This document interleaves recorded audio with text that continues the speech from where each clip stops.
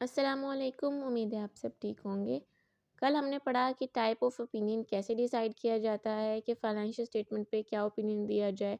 इसी तरह जो है वो हमने मिस स्टेटमेंट का इफेक्ट और स्कोप लिमिटेशन का इफेक्ट भी देखा, इममटीरियल, मटेरियल और परवेसिव। आज हम ये बॉक्स भी हमने कल देखा था जिसमें हमने देखा था कि मिस स्टेटमेंट और इममटीरियल इफेक्ट हो तो क्या ओपिनियन कैसे होता है, स्कोप लिमिटेशन एटसेट्रा, ये सारा हमने डिस्कस किया था। अच्छा, इसमें हमारे पास दो बातें हैं। एक तो ये कि हमें अगर मटेरियल इफेक्ट है, फॉर एग्जांपल इममटेरियल इफेक्ट है और मिस स्टेटमेंट है, हमने अनमोडिफाइड ओपिनियन दिया, लेकिन यहाँ पे तो हमें पता है कि मिस स्टेटमेंट है और हम इममटेरियल इफेक्ट में हमने अनमोडिफाइड ओपिनियन दिया। फॉर एग्जांपल हमें ये पता ना हो कि ये मिस स्टेटमेंट की वजह से अनमोडिफाइड ओपिनियन है या स्कोप लिमिटेशन की वजह से। इममटेरियल इफेक्ट तो है, ठीक है, मिस स्टेटमेंट या स्कोप लिमिटेशन का इममटेरियल इफेक्ट है जिसकी वजह से अनमोडिफाइड ओपिनियन दिया। लेकिन ये किस बेस पे हमने अनमोडिफाइड दिया है, मिस स्टेटमेंट या स्कोप लिमिटेशन के, ये हमें कैसे पता चलेगा? ये बेसिस ऑफ ओपिनियन से पता लगेगा। जो हमने एलिमेंट्स ऑफ रिपोर्ट में पढ़े थे कि क्या क्या एलिमेंट्स होते हैं, उसमें हमने पढ़ा था बेसिस ऑफ ओपिनियन में हम बताते हैं कि हमने ओपिनियन किस बेस पे दिया है। वहाँ से हमें पता लगेगा कि ये मिस स्टेटमेंट की बेस पे है या फिर स्कोप लिमिटेशन की बेस पे, ठीक है। इसी तरह क्वालिफाइड और एडवर्स और डिस्क्लेमर ऑफ ओपिनियन भी। अच्छा, अब यहाँ पे जो है क्वालिफाइड ओपिनियन, एडवर्स ओपिनियन और डिस्क्लेमर ऑफ ओपिनियन जो है, ये जो है वो तीन ये मॉडिफाइड ओपिनियन की आगे टाइप्स है, ठीक है। अब जो भी ऑडिट पढ़ा होगा, जिसने ऑडिट अच्छे से समझ आ रहा होगा, तो वो मॉडिफाइड ओपिनियन अब यूज़ नहीं करेगा वर्ड। स्टार्ट में हमने इसलिए किया क्योंकि अभी हम कंसेप्ट ले रहे थे, लेकिन अब जब आपको पता चल गया है कि इसकी अब फर्दर क्या सब कैटेगरीज हैं, क्वालिफाइड, एडवर्स और डिस्क्लेमर, तो अब जब भी आपसे कोई भी एग्जामिनर या कोई भी आपसे क्वेश्चन करे, तो आपने उससे रिलेटेड जो भी टाइप उसके साथ फिट हो रही होगी मॉडिफाइड ओपिनियन में से, आपने वो बताना है उसको। अगर क्वालिफाइड हो रही है तो क्वालिफाइड, एडवर्स है तो एडवर्स, डिस्क्लेमर है तो डिस्क्लेमर, ठीक है। मॉडिफाइड वर्ड अब आपने यूज़ नहीं करना। ये उसके सब कैटेगरीज हैं जो कि ज़्यादा क्लियर हैं कंसेप्ट से रिलेटेड। तो जो जो क्वेश्चंस होगा उससे रिलेटेड जो आपको फिट आ रही होगी मिस स्टेटमेंट, मॉडिफाइड ओपिनियन जो इनमें से टाइप सही आ रही होगी, आपने वो वाली यहाँ पे आंसर कर देना है। अच्छा जी, ये तो इससे रिलेटेड दो बातें थी जो हमने डिस्कस कर ली। अच्छा, अब कुछ टिप्स एंड पॉइंट्स हैं जो आपको एग्जाम्स के रिलेटेड बताएंगे, जिससे जो है वो आपको आइडिया हो जाएगा कि आपने कैसे जो है वो डिसीजन लेना है, कैसे आपने परफॉर्म करना है पेपर में, ठीक है। अच्छा, ये हमारे पास मैक्सिमम पॉसिबिलिटीज़ हैं जो किसी भी एग्ज़ाम क्वेश्चन में आ सकती हैं। अच्छा, इनको अगर आप अच्छे से समझ लें तो आप किसी भी तरह की केस स्टडी को डील कर सकते हैं। सबसे पहले अगर तो आपको मटेरियलिटी गिवन है, परसेंटेज में या अमाउंट में, तो आपने उसको ही यूज़ करना है। फॉर एग्ज़ाम्पल आपको अगर मटेरियलिटी उसने दी हुई है आपको, उसके बाद आपने ये नहीं सोचना कि ये तो इतना बनता ही नहीं है या फिर हम कैलकुलेट कैसे करें। जब गिवन है परसेंटेज में या फिर अमाउंट में, तो आपने उसी मटेरियलिटी को यूज़ कर लेना है, ठीक है। और अगर प्रॉफिट और बेंचमार्क गिवन है, ठीक है, मटेरियलिटी गिवन नहीं है, प्रॉफिट गिवन है और बेंचमार्क गिवन है, तो आपने क्या करना है, प्रॉफिट को प्रेफर करना है। प्रॉफिट के ऊपर आपने कैलकुलेशन करनी है मटेरियलिटी की। और अगर प्रॉफिट भी गिवन नहीं है तो आपने बेंचमार्क के ऊपर जो है वो कैलकुलेट करना है मटेरियलिटी को। बेंचमार्क पे कैसे करेंगे? प्रॉफिट पे तो 5% ऑफ प्रॉफिट होता है, लेकिन बेंचमार्क पे जो है वो 1% होगा। 1% क्यों होगा? क्योंकि बेंचमार्क में जो है वो प्रॉफिट के अलावा बाकी हमारे पास टोटल रेवेन्यू वगैरह, इनकम, इस तरह की चीज़ें दी गई होंगी, तो हमने उसका 1% लेना है क्योंकि वो ओवरऑल जो होता है वो मोर इन क्वांटिटी होता है एज कम्पेयर टू प्रॉफिट, तो हम उसकी कम परसेंटेज लेंगे, ठीक है। अच्छा, अब नेक्स्ट हमारे पास है, अगर तो हमारे पास नॉट मेंशन्ड अबाउट मटेरियलिटी, हमारे पास मटेरियलिटी के बारे में कुछ भी उन्होंने बताया नहीं हुआ, ना मटेरियलिटी गिवन है, ना फिर ना परसेंटेज अमाउंट गिवन है, ना फिर प्रॉफिट या फिर बेंचमार्क, ये कुछ भी नहीं गिवन। तो हमने क्या करना है, हमने करना है दोनों को कवर। ये ऑडिटिंग का मेन रूल है कि जब आपके पास कुछ भी ना गिवन हो और डिफरेंट सिनेरियोज हों उस केस से रिलेटेड, तो आपने उन सारे सिनेरियोज को डिस्कस करना है कि क्या क्या पॉसिबिलिटीज़ हो सकती हैं, ठीक है। इसी तरह जब यहाँ पे मटेरियलिटी गिवन नहीं होगी तो आपने दोनों बातों को कवर करना है कि अगर मटेरियलिटी गिवन हो और अगर प्रॉफिट या बेंचमार्क गिवन हो, ठीक है। यहाँ तक तो हो गया, एक सेम सिमिलर बात थी, ठीक है, एक ही टॉपिक पे बात थी। नेक्स्ट हमारे पास है कि अगर 2 और मोर मिस स्टेटमेंट हो जाए सिंगल सिचुएशन में। पहले इसमें तो हमारे पास था ना कि मटेरियलिटी गिवन ही नहीं है, यहाँ पे है कि 2 या 2 से ज़्यादा मिस स्टेटमेंट आपको एक ही सिचुएशन में दे दी गई हो, तो फिर आपने कैसे उसको हैंडल करना है। आपने पहले देखनी है, अगर तो अमाउंट गिवन है तो आपने उस अमाउंट को ऐड अप करके जो है वो डिसाइड कर लेना है, उसका मटेरियलिटी लेवल कैलकुलेट कर लेना है। और अगर आपको अमाउंट नहीं गिवन, तो आपने जो वो आपके पास जो वो फैक्ट होगा वो परवेसिव होगा, ठीक है? आपने ये डिसाइड कर लेना है, क्योंकि परवेसिव में हमने पढ़ा था कि not specific to a single subject, single area, ठीक है? Single area. तो ठीक है, जब अमाउंट गिवन हो गई तो वो स्पेसिफाई कर दिया उसने, ठीक है? उसको फिर आपने सिंपली ऐड अप करके उसको मटेरियलिटी कैलकुलेट कर लेनी है। लेकिन अगर आपके पास अमाउंट नहीं गिवन तो फिर आपने जो है वो परवेसिव की तरफ जाना है, ठीक है? अब हमारे पास नेक्स्ट है इफ मटेरियल, अगर तो इममटेरियल होगा तो फिर आपने क्या करना है? अगर मिस स्टेटमेंट जो है वो इममटेरियल है, आपने फिर उसका एग्रीगेट लेके उसके क्वालिटेटिव बेसिस पे उसको मेंशन कर देना है, ठीक है? अब ये जो सारे पॉइंट्स हैं ये बहुत इंपॉर्टेंट है, इनको आपने अच्छे से समझना है, ये आपके एग्जाम पॉइंट ऑफ व्यू से बहुत ज़्यादा इंपॉर्टेंट है, ठीक है? अब चलिए चलते हैं कुछ पास्ट पेपर क्वेश्चंस पे।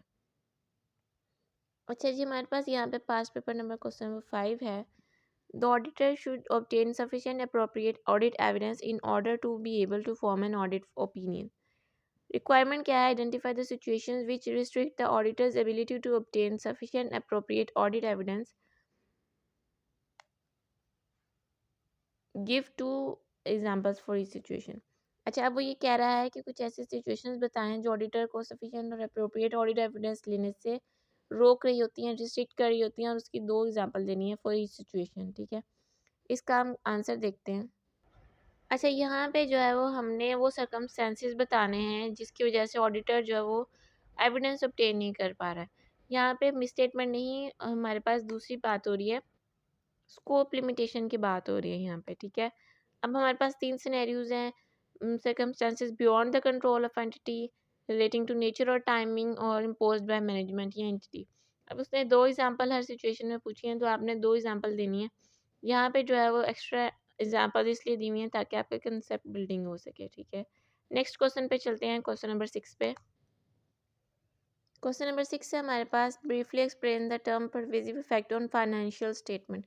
परवेसिव इफेक्ट्स आपने बताना है, इस टर्म को एक्सप्लेन करना है, ठीक है? इसमें आपने वो 3 पॉइंट्स मेंशन कर देने हैं जो इसमें हमने पढ़े थे। अच्छा, उसमें जो है ये आपने जो क्रैमिंग वाले एरियाज़ होते हैं उनको भी आपने अच्छे से पढ़ना होता है, और जो केस स्टडीज़ होती हैं उनको तो आपने देखना ही होता है, क्योंकि जो हर क्रैमिंग वाला पोर्शन भी जो होता है वो अक्सर आपको मार्क्स दे जाता है। तो इसलिए जो है वो आपने अच्छे से इनको क्रैम करना है, क्रैमिंग वाले पोर्शन को भी आपने अच्छे से लेकर चलना है, ठीक है? तो इसमें आपने वही परवेसिव इफेक्ट के 3 पॉइंट्स लिख देने हैं। नेक्स्ट क्वेश्चन पे चलते हैं। अच्छा जी, क्वेश्चन नंबर 7 है हमारे पास, identify with justification how following items would affect auditors opinion. ठीक है, ये फैक्टर्स जो हैं ये कैसे जो आइटम जो हैं वो ऑडिटर्स ओपिनियन को अफेक्ट करेंगे, ये हमने बताना है। फर्स्ट वन है, auditor have not been able to physically verify inventory. Inventory constitutes a material portion of current assets of company. अच्छा, इसमें वो ये कह रहा है कि ऑडिटर जो फिजिकली वेरीफाई कर नहीं पा रहा है इन्वेंट्री को, और वो इन्वेंट्री जो है वो मटेरियल पोर्शन कर कंसिस्ट कर रही है, कंप्राइज कर रही है किसका? करंट एसेट्स का, ठीक है? अब इसका आंसर हम देखते हैं। अच्छा जी, इसका आंसर हमारे पास है, ये स्कोप लिमिटेशन है। अगर ऑडिटर जो है वो एविडेंस अपडेट नहीं कर पा रहा है ऑल्टरनेटिव प्रोसीजर से भी, हमने ये पढ़ा था कि ऑल्टरनेटिव प्रोसीजर से अगर एविडेंस obtain हो जाए तो फिर अनमोडिफाइड ओपिनियन दिया जाता है। लेकिन अगर वो ऑल्टरनेटिव प्रोसीजर से भी ऑब्टेन नहीं हो रहा है तो auditor shall express qualified opinion on financial statement as effect is material, ठीक है? क्योंकि वो मटीरियल इफेक्ट है तो इस वजह से वो क्वालिफाइड ओपिनियन देगा, ठीक है? नेक्स्ट क्वेश्चन पे चलते हैं। नेक्स्ट हमारे पास है, company has determine useful life of vehicles to be 10 years और which they are depreciated.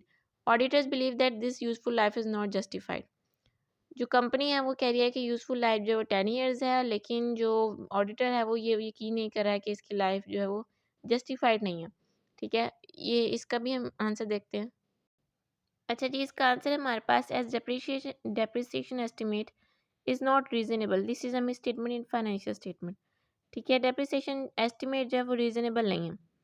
Auditor shall express qualified opinion if effect is material और adverse opinion if effect is pervasive on financial statements. वो ये कह रहा है कि depreciation of estimate जो है वो रीज़नेबल नहीं है। ये जो है वो फाइनेंशियल स्टेटमेंट में मिस स्टेटमेंट है, और अगर ऑडिटर जो है वो अगर तो ये इफेक्ट मटेरियल है तो वो क्वालिफाइड ओपिनियन देगा, और अगर जो है वो इफेक्ट परवेसिव है तो वो एडवर्स ओपिनियन दे देगा, ठीक है? नेक्स्ट पार्ट पे चलते हैं। नेक्स्ट हमारे पास है, 3% of total purchases are authorised by purchase officer rather than purchase manager. वो ये कह रहा है कि 3% ऑफ टोटल परचेजेस जो हैं वो परचेज ऑफिसर कर रहा है, जबकि परचेज मैनेजर नहीं कर रहा है। ठीक है, इसका आंसर देखते हैं। इसका आंसर है हमारे पास authorisation of purchases by other than appropriate authority is a weakness in internal control system. Misstatement or scope limitation. This doesn't affect audit report as no opinion is required in Pakistan regarding operating effectiveness of internal controls. Auditor shall express unmodified opinion on financial statement. अच्छा, वो इस question में ये कह रहा है कि different person ने जो है वो रिकॉर्ड किया उसको। ठीक है, अब हम ये जो है ये परचेजेस जो हैं, ऑथराइजेशन ऑफ परचेजेस जो हैं वो अदर देन अप्रोप्रिएट अथॉरिटी ने की हैं, जो कि इंटरनल कंट्रोल में वीकनेस की एक साइन है, वीकनेस का साइन है। ठीक है, अब ये जो है वो ऑडिट रिपोर्ट को इफेक्ट नहीं करेगा, क्योंकि पाकिस्तान में जो है वो ये नहीं होता है। इंटरनल कंट्रोल्स में ऑपरेटिंग इफेक्टिवनेस जो है वो यहाँ पे एप्लीकेबल नहीं है, पाकिस्तान में नहीं इसको कंसीडर किया जाता, जिसकी वजह से जो है वो ऑडिटर अनमोडिफाइड ओपिनियन ही देगा फाइनेंशियल स्टेटमेंट पे। ठीक है, लास्ट पार्ट है इसका हमारे पास, company is not complying with provisions of IAS 2 inventories for valuation of inventory. Company has misclassified capital expenditure on account of machinery as revenue expenditure. Company has not disclosed one of its long term loans in financial statements. अच्छा जी, ठीक है, वो company ने जो है वो IAS 2 inventories के provisions के साथ कंप्लाई नहीं कर रही है, मिसक्लासीफाई किया कैपिटल एक्सपेंडिचर को, और जो है वो फाइनेंशियल स्टेटमेंट में लॉन्ग टर्म लोन को भी उन्होंने डिस्क्लोज नहीं किया। अच्छा जी, इसका आंसर है हमारे पास these are misstatement in financial statement as company is not complying with various requirements of IFRS.